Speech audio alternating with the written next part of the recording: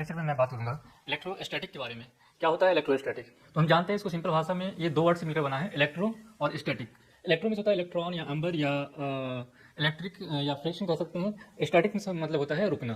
तो मतलब the branch of physics in which we study about electron और electric field और charge at rest is called electrostatics. तो इसको समझने से पहले मैं एग्जांपल लेना चाहूँगा। जैसे कि हम जानते हैं कि दुनिया में कोई भी चीज़ जिसमें भी मास होता है या भारी होता है, और अगर मैं दो चीज़ों के बारे में बात करूंगा तो उसमें लगता है भारी वाला फोर्स। भारी को हम इंग्लिश में कहते हैं ग्रेविटी, तो ग्रेविटेशन फोर्स।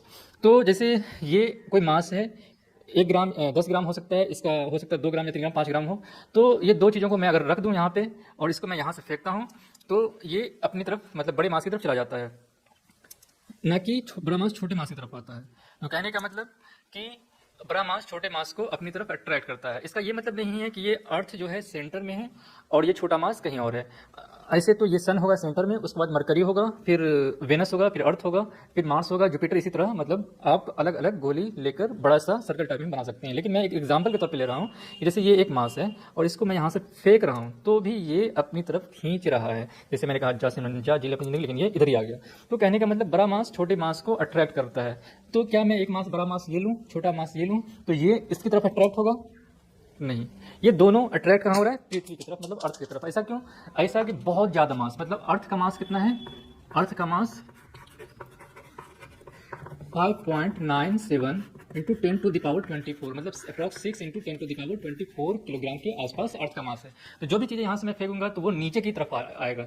तो इसको जो एक्सप्लेन किया है तो क्या होगा? Force is directly proportional to m1 into m2 by r², या F is equal to G into m1 into m/r²।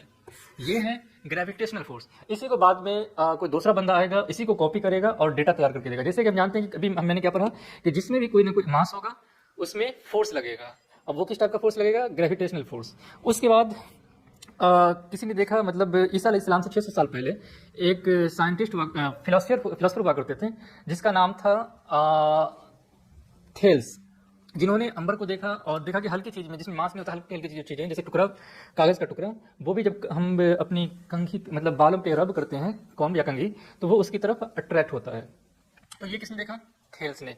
तो सबसे पहले मैं समझना चाहूंगा कि फिलोसफर और साइंटिस्ट किसे कहते हैं। तो फिलोसफर वो होते हैं जो किसी भी चीज को मतलब अंदाजा वो बताते हैं कि ऐसा होता है। जैसे और साइंटिस्ट उसको कहते हैं जो लैब में किसी भी एक्सपेरिमेंट को वो करके दिखाते हैं। जैसे अरस्तु हुआ करते थे, वो फिलोसफर थे, तो जिनका कहना था कि मतलब गर्ल्स को या लड़कियों को दांत की कमी होती है जिसमें से वो दिमाग की भी कमी होती है। ये किसी को देखा होगा, फिर उनके बाद किसी और को देखा, उसके बाद ये ऑब्जर्व किया, तो इसे हम कहते हैं फिलोसफर। जैसे अरस्तु का ही कहना था कि कभी भी जो लड़की है वो दलील के साथ बात नहीं कर सकती, तो ये भी फिलोसफी, इसको हम लैब में एक्सपेरिमेंट नहीं कर सकते।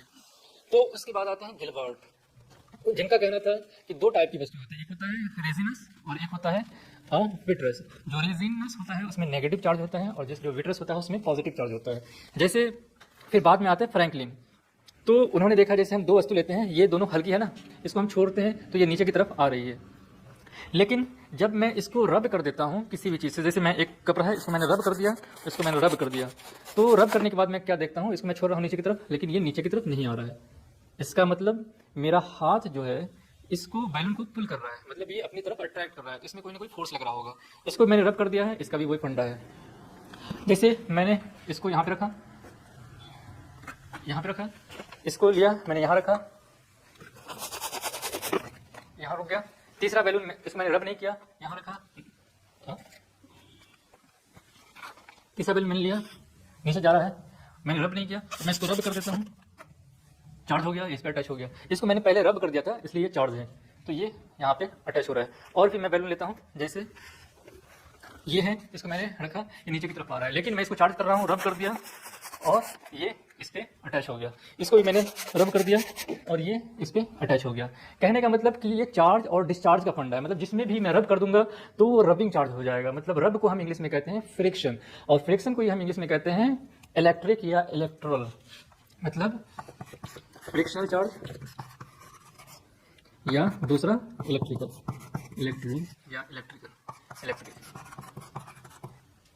तो जब दो चीज में अब क्या है कि जैसे मैंने इसको रब किया तो ये इसकी तरफ अट्रैक्ट हो गया।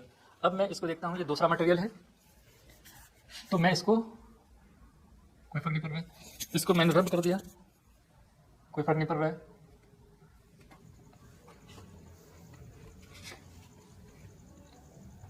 मतलब इसको मैंने चार्ज अच्छी तरह से कर देता हूँ और ये इसमें भी अट्रैक्ट हो गया। इसका मतलब कि फिर मैंने कुछ और लिया, गिलास लेके देखता हूँ, ये एल्यूमिनियम है, ये गिलास है ना,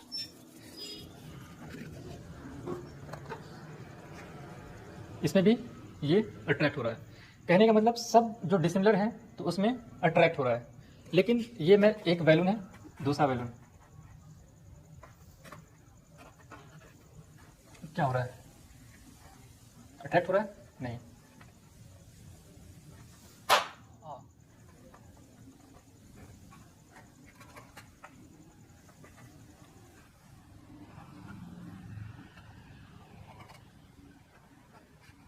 ये क्या हो रहा है,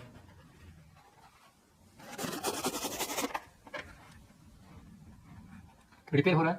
कहने का मतलब अगर दो लाइक चार्ज है, मतलब मैं बैलून को लिया और बैलून से किसी भी अदर मटेरियल मैंने किया तो ये अट्रैक्ट हो रहा है, जबकि मैं बैलून को बैलून में ले रहा हूँ, मतलब अट्रैक्ट करवा रहा हूँ, तो ये रिपेल कर रहा है। तो क्या कहने का मतलब सेम थिंग रहेगा तो रिपेल करेगा, और अदर रहेगा अदर मटेरियल तो ये क्या करेगा, अट्रैक्ट करेगा, राइट। तो इन्होंने जो बेंजामिन फ्रैंकलिन था, उन्होंने सोचा कि मैं इसका कुछ न कुछ नाम दे दूं अपने नाम पर, लेकिन उन्होंने देखा कि ये चार्ज होता है, फिर इसको मैं किसी चीज़ पे रब कर देता हूं तो फिर वो डिस्चार्ज हो जाता है, मतलब रब करने से चार्ज होता है, फिर रहते रहते वो डिस्चार्ज हो जाता है। तो कहने का मतलब कि चार्जिंग और डिस्चार्जिंग प्रॉपर्टी है। तो इसको उन्होंने चार्ज का नाम पॉजिटिव और नेगेटिव रखा, मतलब एक होगा पॉजिटिव चार्ज और दूसरा होगा नेगेटिव चार्ज।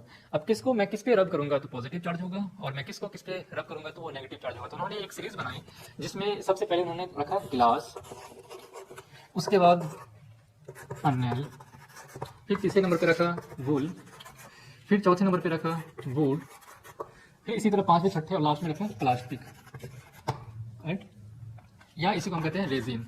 तो जो अर्लियर आएगा वो पॉजिटिव चार्ज होगा, जो बाद में आएगा वो नेगेटिव चार्ज होगा। जैसे मैं कहूँ कि ग्लास को मैं वुल पे रब करता हूँ तो ग्लास पॉजिटिव चार्ज होगा, नेगेटिव चार्ज होगा, तो आप कहेंगे glass will be positive and wool will be negative.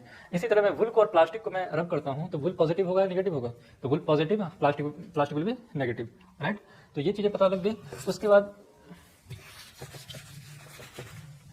फिर आते हैं कुलाम। इन दोनों के बीच में कौन सा फोर्स लग रहा है उसको एक्सप्लेन करने वाले होते हैं कुलम।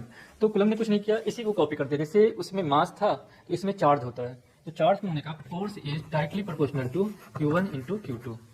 और सेकंड लॉ बताया फोर्स इज इनवर्सली स्क्वायर था, तो force is inversely proportional to square of the distance. तो अगर एक कोई पॉजिटिव चार्ज है और दूसरा कोई नेगेटिव चार्ज है, तो ये जितना अट्रैक्ट करेगा रिपेल करेगा, दोनों के बीच में जो डिस्टेंस होगा ये इसके प्रोडक्ट के बराबर होगा और ये इसके इनवर्स के बराबर होगा। मतलब कहने का मतलब force is directly proportional to Q1 into Q2 by are square. जैसे प्रोपोर्शनलिटी कॉन्स्टेंट को हटाते हैं तो लगाते हैं C into Q1 into Q2 by are square. C क्या है, कूलम्ब कांस्टेंट है, और C की वैल्यू CGS सिस्टम में, CGS सिस्टम में 1 होता है।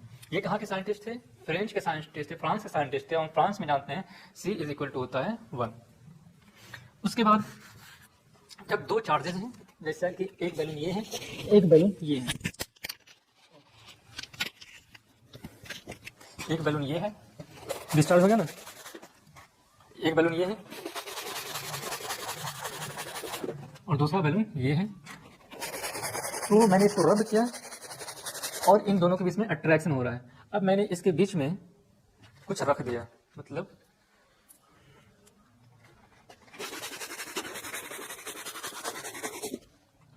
तो ये क्या रब होगा, अट्रैक्ट करेगा, नहीं करेगा, नहीं करेगा ना, इसलिए कि ये जो मटेरियल है इसकी जो अट्रैक्टिंग एबिलिटी है इसको डिक्रीज कर देता है। कहने का मतलब कि ये जो कोई चार्ज है तो उसके चारों तरफ मतलब चार्ज पार्टिकल निकल रहा है। जब चार्ज चारों तरफ निकल रहा है तो उसमें से एक चार्ज को मैंने निकाला, जैसे मैंने फोल्ड कर दिया और इसको मैंने यहाँ पे ऐसे ला कर देखा, तो ये इसकी तरफ अट्रैक्ट हो रहा है। कहने का मतलब कि ये चारों तरफ किसी भी मटेरियल के चारों तरफ का जो एरिया होता है वो क्या होता है 4 पाई। 4 पाई में से एक निकल जाए तो 1/4 पाई। और परमिटिविटी जो है इसकी इनवर्सली प्रोपोर्शनल होता है, तो 1 by medium into Q1 into Q2 by are square.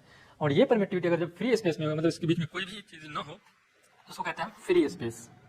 1/4 pi epsilon Q1 into Q2 by are square, right. अब इसी की वैल्यू होती है 9 इंटू 10⁻⁹।